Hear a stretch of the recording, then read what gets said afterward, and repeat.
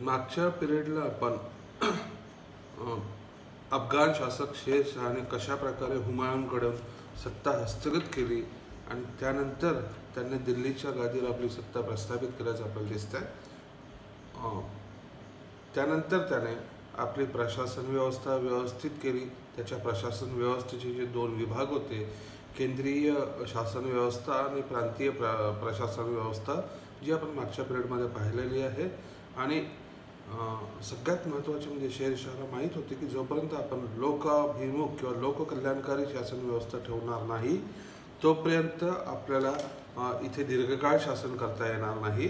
आणि म्हणूनच त्याने अफगाणांच्या मदतीने सत्ता प्रस्थापित केल्याच्या नंतर पुन्हा आपले शासन कसे लोककल्याणकारी करता येईल या दृष्टीने सातत्याने प्रयत्न करायचे आपल्याला दिसते।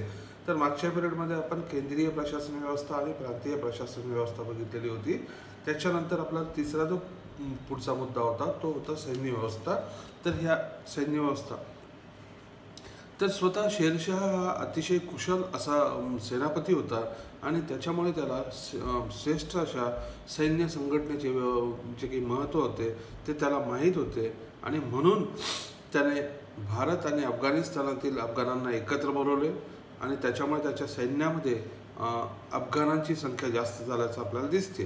आता महत्त्वाचे जे काही सैन्याधिकारी होते या सैन्याधिकाऱ्याची नेमणूक शेरशाह स्वतः करीत असे आणि त्याच्यामुळे त्याला सैन्याविषयी बारीक सारीक माहिती उपलब्ध राहत असे। त्या सैनिकांच्या भरतीवर शेरशहाचे पूर्णपणे नियंत्रण होते। प्रत्येकाला त्याच्या योग्यतेनुसार पगार दिला जात असे। घोड्याच्या अदलाबदल टाळण्यासाठी त्याने घोड्यांना डाग देण्याची प्रथा सुरू केली। प्रत्येक सैनिकाचे वर्णन कागदोपत्री लिहून ठेवले जात असे आणि त्याच्यामुळे सैन्य व्यवस्थेतील जे काही दोष होते ते दूर केल्या जाऊ शकत होते। आता शेरशहाचं जे सैन्य होतं त्याच्यामध्ये पूर्णपणे शिस्त होती, कोणत्याही प्रकारची बेशिस्त नव्हती। शेरशहाच्या सैन्यामध्ये घोडेस्वार जास्त होते।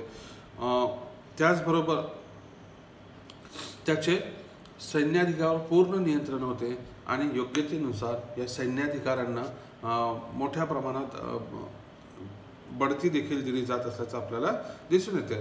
तर शेरशहाकडे मोठ्या प्रमाणात घोडदळ होते, पायदळांची संख्या कमी होती। शेरशहाकडे तोफखाना देखील अस्तित्वात होता।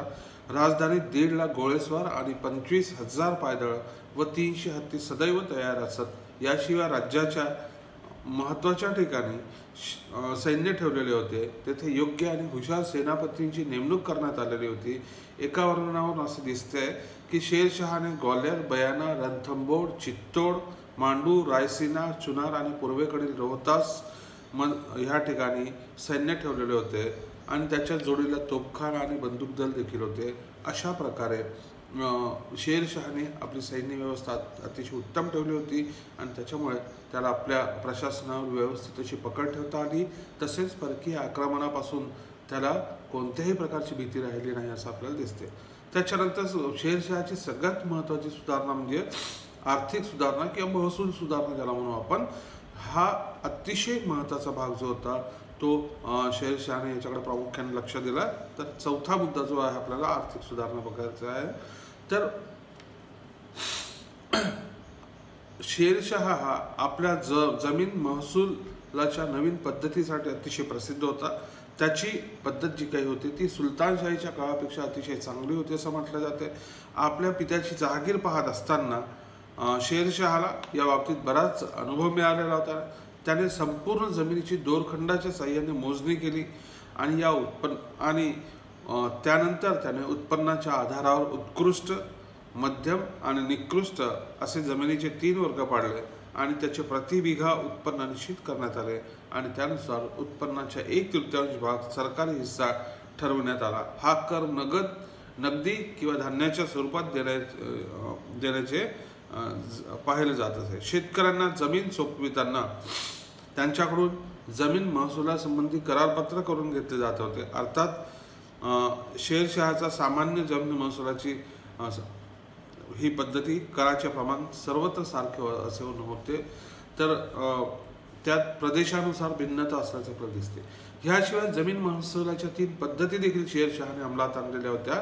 त्यातील पहिली पद्धती ही बटाई होय। याचे खेत बटाई, लंक बटाई रासबटाई असे 3 प्रकार होते.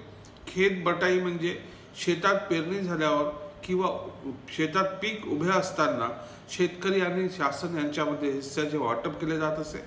लंक बटाईमध्ये शेतातील पीक खळ्यात आणल्यावर हिस्से वाटणी होय. आणि रासबटाई याचा अर्थ धान्य साफ केल्यानंतर होणारी वाटणी असा होय. जमीन महसुलाची दुसरी पद्धती नष्क अथवा कंकुत होती. त्यात जमिनीचे उत्पन्न ढोबळमाना लक्षात घेऊन त्यानुसार शेतसारा आकारला जात असा. जमीन महसुलाची ही तिसरी पद्धती नगदी किंवा जप्ती म्हणून ओळखली जात असे. त्यात 3 किंवा जास्त वर्षाचा करार करून शेतकऱ्याला ठराविक प्रतिबिघा कर द्यावा लागत होता. त्याचा उत्पन्नाशी काहीही संबंध नव्हता. सर्व पद्धतीमध्ये शेतकऱ्यांना नगदी पद्धती जास्त पसंत होती.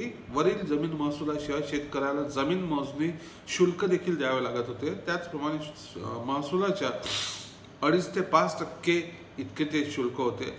दुष्काळाची सोय म्हणून शेतकऱ्याकडूनच महसुलाच्या 2.5% प्रमाणात धान्य वसूल केले जात असे. शेतकऱ्यांच्या अडीअडचणीच्या कडे शेरशहाने पूर्ण लक्ष दिले होते. शेतकऱ्यांचे अतिशय नम्र व्यवहार असावा अशा त्याने आपल्या अधिकाऱ्यांना सूचना दिल्या होत्या. शेतकऱ्यांबरोबर दुर्व्यवहार करणाऱ्याला दंड केला जात असे. सैनिकांतर्फे पिकाचे नुकसान पोहोचले तर शेरशाह त्याची मोठ्या प्रमाणात भरपाई करून देत होता. राज्याचा मुख्य पाया आर्थिक आहे आणि भारत हा कृषीप्रधान देश आहे आणि त्याची शक्ती जी आहे ती शेतकऱ्यावर अवलंबून आहे हे जाणूनच शेरशहाने वरीलप्रमाणे धोरण ठेवलेले होते.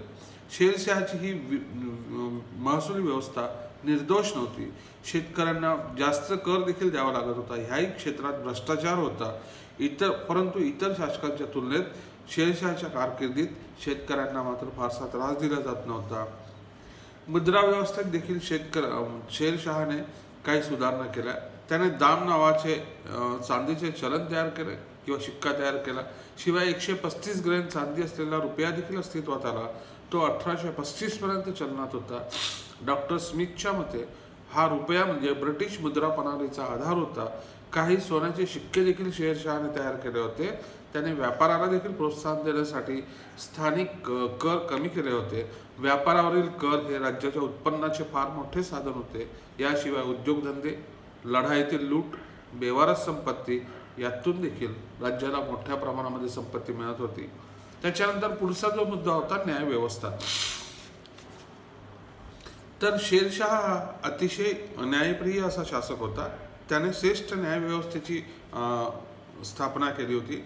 न्यायदानासाठी दर बुधवारी सायंकाळी त्याची कचेरी भरत असे. त्याच्या मदतीसाठी प्रमुख काझी राहत होता. जिल्ह्याच्या व प्रमुख नगरांच्या न्यायव्यवस्थेसाठी काझी होते. दिवाणी खटल्यांचे जे काही काम होते ते जिल्ह्यात, ज्याला आपण सरकार म्हणतो, मुन्शी अथवा परगण्यात अमीन पाहत असे. न्यायक्षेत्रात शेरशहाने उच्च आदर्श निर्माण केलेला होता. दुर्बलांना, निर्धनांना त्याने अन्यायापासून वाचवले होते. तो अतिशय निष्पक्षपाती होता. त्याच्या उत्कृष्ट न्यायव्यवस्थेमुळे त्याची प्रजा जी होती ती अत्यंत निर्धास्त अशी असल्याचं आपल्याला दिसते. त्याच्यानंतरचा जो मुद्दा आहे पोलीस विभाग. आपल्या साम्राज्यामध्ये शांतता आणि सुव्यवस्था ठेवण्यासाठी शेरशहाने पोलीस विभागाचे उत्कृष्ट असे संघटन केलेले होते. मात्र त्यासाठी त्याने स्वतंत्ररित्या अधिकारी नियुक्त न करता ती जबाबदारी राजकीय विभागांच्या प्रमुखावर सोपवलेली होती. प्रांताची पोलीस व्यवस्था ही राज्यपालांकडे होते व सरकारची पोलीस व्यवस्था मुख्य शिकदार असलेला अधिकारी पाहत असे. शिकदार हा परगण्यातील पोलीस संघटनेचा प्रमुख होता.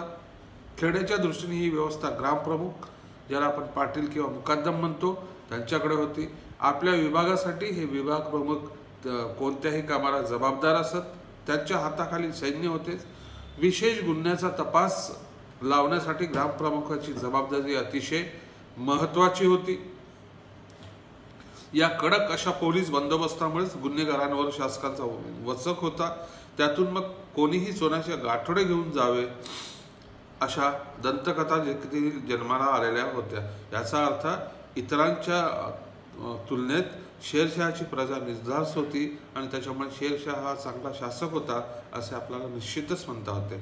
त्याच्यानंतर पुढचा आणि शेवटचा मुद्दा याच्यातला असा होता की बांधकाम. शेरशहाने मोठमोठ्या सडका बांधून राजधानीचा अनेक भागाशी संबंध प्रस्थापित केलेला होता. बंगालमधील सोनार गावापासून आग्रा, दिल्ली, लाहोर आणि सिंधपर्यंत त्याने एकच सडक बांधली.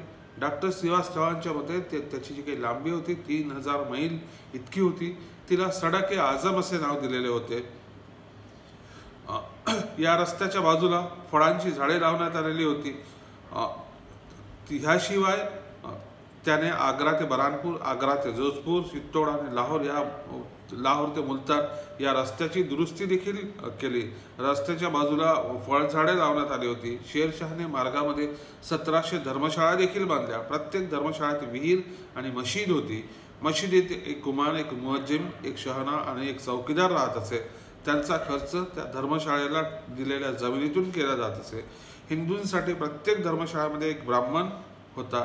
हिंदू यात्रेकरूंना भोजन देणे, पाणी देणे, विश्रांतीची व्यवस्था करणे, घोड्यांना चारा देणे हे त्या ब्राह्मणाचे कर्तव्य होते. धर्मशाळेत हिंदू आणि मुसलमानांसाठी स्वतंत्र असे वेगळे कक्ष होते. याशिवाय या धर्मशाळेत डाकचौकीचे केंद्र देखील होता. त्या दृष्टीने प्रत्येक धर्मशाळेत 2 घोडे तयार होते. महत्त्वाचा समाचार त्वरेने प्रसारित करण्यासाठी ही व्यवस्था होती. शेरशहाने अनेक बांधकामे केली. वायव्य सीमेवर रोहतासगड नावाचा बळकट किल्ला त्याने बांधला. आजही अस्तित्वात असलेला दिल्लीचा पुराणा किल्ला देखील त्याने बांधला. सासाराम येथे त्याने स्वतःचा मकबरा बांधून ठेवला. तो ताजमहालपेक्षा श्रेष्ठ आहे असं ब्रिटिश इतिहासकार कनिंघम हा म्हणतो. त्याच्यानंतर शेरशहाचे इतिहासातील स्थान. तर शेरशहामध्ये अतिशय चांगले गुण होते. तो साहसी आणि पराक्रमी, त्याचबरोबर कुशल असा सेनापती होता. हुमायून सारख्या दिल्लीच्या बादशहाशी चिवट लढा देऊन त्याने आपला विजय प्रस्थापित केल्याचं आपल्याला दिसते.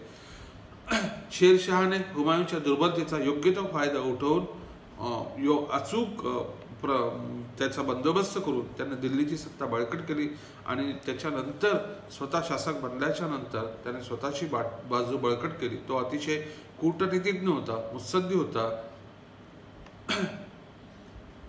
असे असले तरी इतिहासात शेरशाह हा त्याच्या विजयासाठी नव्हे तर त्याच्या शासन व्यवस्थेसाठी, शासन प्रबंधासाठी प्रसिद्ध असल्याचं आपल्याला दिसते.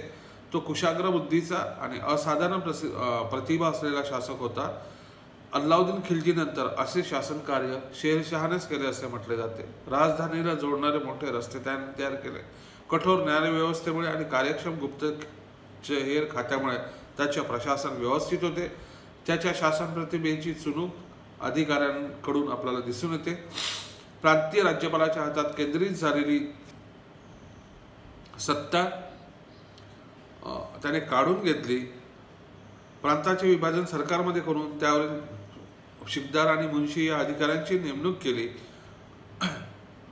ह्या अधिकाऱ्यांची कामाची वाटणी म्हणजे सत्ता संतुलनाच्या तत्वाचे महत्त्वाचे उत्कृष्ट उदाहरण असे आहे. अशा प्रकारे सुसंघटित शासन व्यवस्था शेरशहाने निर्माण केली. शेरशहाला इतिहासात उच्च दर्जाचे जे स्थान प्राप्त झाले आहे ते त्याच्या जमीन महसुलामुळे होते. या बाबतीत शेरशहाने नवीन असे काहीच केले नाही. जुन्याच करांना त्याने नवीन रूप दिले, परंतु असे करताना त्याने आपल्या रचनात्मक प्रतिभा शक्तीचे संस्कार केले आणि त्याच्यामुळे एक सुदृढ अशी जमीन महसुलाची पद्धत निर्माण झाली. आणि त्यामुळेच शेरशहाला मध्ययुगातील एक महान शासक म्हटल्या जाते. आजच्या दिवशी इथे हा आपला टॉपिक संपलेला आहे. बाकी नवीन पुढच्या पिरियडला आपण बघणार आहोत.